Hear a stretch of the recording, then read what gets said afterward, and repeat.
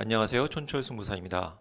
제가 30년 넘게 주식 투자하면서 저 자신이 이제 주식시장을 떠날 때가 됐구나 하고 느낄 때가 많이 있었습니다. 최근에도 주변에 주식 투자하시는 분들이 부쩍 늘었는데, 저분은 정말 주식 투자하시면 안 될 것 같은데 하고 생각될 때가 많았습니다.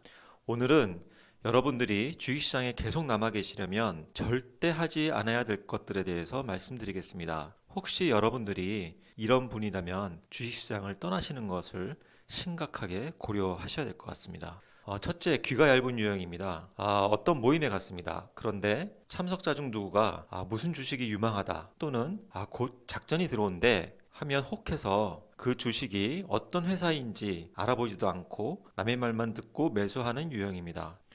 우리가 백화점에 가서 물건 하나 살 때도 굉장히 꼼꼼하게 보고 가격 비교도 하고 이렇게 여러 번 생각해서 물건을 사는데, 작게는 몇십만 원에서 크게는 몇천만 원을 투자하는 이 주식을 너무나 쉽게 남의 말만 듣고 투자하는 경우가 되겠습니다. 두 번째는 나는 똥손 유형입니다.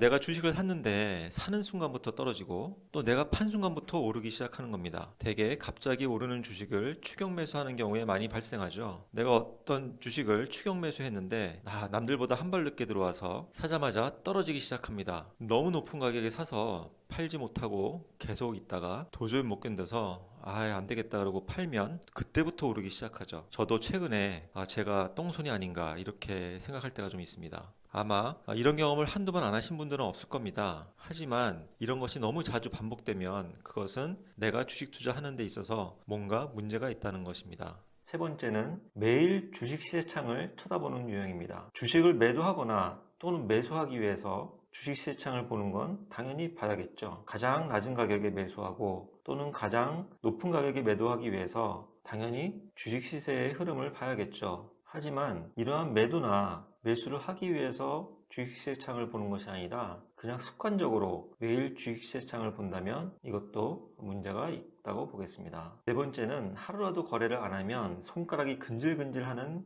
유형입니다. 뭔가 거래를 안 하면 불안하고 거래 자체에서 쾌감을 느끼고 그것으로부터 뭔가 한 것 같은 보람을 느끼는 이런 유형이 되겠습니다. 다섯 번째는 투자 주식은 많고 종목당 투자액은 적은 유형입니다. 아까 귀가 얇은 유형에 대해서 말씀드렸는데, 귀가 얇으신 분들은 남들이 어떤 주식이 유망하다고 얘기할 때마다 주식을 사다 보면은 나중에 투자한 주식이 30개가 넘는 경우도 생기고, 또 종목당 투자한 금액이 전체 투자금의 10분의 1이 안 되는 그런 경우도 발생합니다. 이렇게 투자 주식이 너무 많고 종목당 투자 금액이 작으면 한마디로 그 한 개 한 개 종목에 대해서 신경을 안 쓰게 되죠. 그래서 어떤 종목을 팔아야 될지 또는 어떤 종목을 더 사야 될지 이러한 의사결정을 하지 않고 그냥 주식을 보유한 상태로 시간만 보내는 경우가 많이 생깁니다.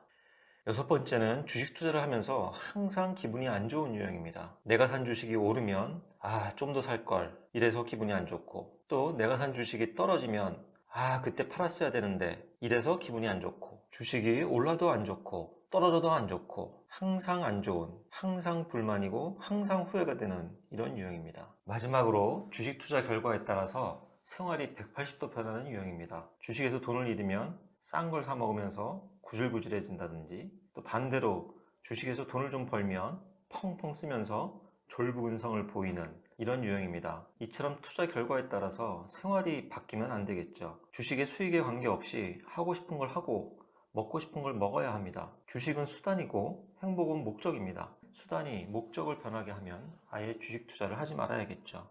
어떠신가요? 여러분들은 지금까지 제가 말씀드린 이러한 유형에 해당되시는 투자자이신가요? 만약에 여러분들이 이런 유형에 속하신다면 저는 여러분들께 주식시장을 떠나서 차라리 카지노에 가서 욕구를 해소하시라고 말씀드리겠습니다. 왜냐하면 이런 유형에 해당하시면 여러분들이 주식 투자하는 것보다 카지노에 가서 카지노 게임을 하시는 것이 더 낫기 때문입니다. 카지노 게임 중에서 유명한 게 블랙잭하고 바카라라는 게임이 있습니다. 블랙잭은 내 카드의 합이 딜러 카드의 합보다 20일에 가까우면 이기는 게임입니다. 만약에 20일을 넘으면 무조건 지고요. 또 바카라라는 게임은 내가 뱅커나 플레이어 중 하나에 베팅을 하고 내가 베팅한 카드의 합이 베팅 안 한 카드의 합보다 9에 가까우면 이기는 게임입니다. 바카라 같은 경우는 내가 뱅커에 베팅할지 아니면 플레이어에 베팅할지 둘 중에 하나만 결정하면 되기 때문에 훨씬 더 단순한 게임이라고 할 수 있습니다. 마치 홀수에 베팅할지 짝수에 베팅할지만 결정하면 되기 때문에 흔히들 홀짝 게임이라고도 합니다. 이 블랙잭과 바카라라는 게임이 어려워 보일 수도 있겠습니다만 결국은 내가 베팅한 대로 맞추면 돈을 벌고 못 맞추면 돈을 잃게 되는 거죠. 주식이랑 똑같지 않습니까? 주식 같은 경우도 내가 산 주식이 오르면 돈을 버는 거고 떨어지면 돈을 잃는 겁니다. 결국 내 예측이 맞거나 안 맞거나 둘 중에 하나인 거죠. 심지어 이러한 카지노 게임 같은 경우에 맞추면은 내가 번 돈의 2배를 줍니다. 수익률이 100%인 거죠. 주식 같은 경우는 어떤가요? 내가 산 주식이 하루에 100%가 오르는 경우가 있나요? 물론 미국 시장 같은 경우는 하루에도 100%, 200% 오르는 주식이 있긴 합니다만은 그런 경우가 흔하지는 않죠. 하지만 카지노 게임 같은 경우는 항상 내가 맞추면 내가 건 돈의 100%를 줍니다. 물론 못 맞추면은 내가 번 돈을 모두 잃기는 하죠. 하지만 결국 내가 맞췄느냐, 못 맞췄느냐 이 두 가지에서 결정되고 주식에 비해서 훨씬 더 수익률이 높으니 훨씬 더 흥분되지 않으시나요? 그러면 이렇게 말씀하시는 분이 있으실 겁니다. 아니 주식시장은 그래도 내가 차트 분석도 하고 기업 분석도 하면은 어느 정도 예측이 가능한데 카지노 게임 같은 경우에는 예측이 불가능한 거 아니냐? 그렇지 않습니다. 카지노 게임을 하는 플레이어들도 나름 자기들이 다음번에 이길지 질지를 예측할 수 있다고 생각합니다. 예를 들어서 지금 보여드리는 그림은 바카라라는 게임에서 뱅커가 나왔는지 플레이어가 나왔는지를 쭉 기록한 그림입니다. 이런 경우에 카지노 게임을 하는 플레이어들은 두 가지로 생각을 합니다. 어떤 사람들은 플레이어가 쭉 나왔으니까 다음번에도 플레이어가 나올 거야 이렇게 생각하는 사람들도 있고 또 어떤 사람들은 플레이어가 쭉 나왔으니까 이제는 뱅커가 나올 확률이 높겠네 이렇게 생각하는 사람들도 있습니다. 나름 자기 기준에 의해서 예측을 하는 거죠. 주식도 마찬가지 아닌가요? V자 반등이니 쌍바닥이니 뭐 이러면서 나름대로 향후의 주가의 모습을 예측을 합니다. 하지만 안 맞기는 카지노나 주식이나 마찬가지죠. 마지막으로 아까 말씀드린 것과 같은 그런 성향을 가지신 분들은 카지노를 하는 것이 더 낫다고 말씀드리는 이유는 카지노는 주식보다 훨씬 더 시간을 절약할 수 있습니다.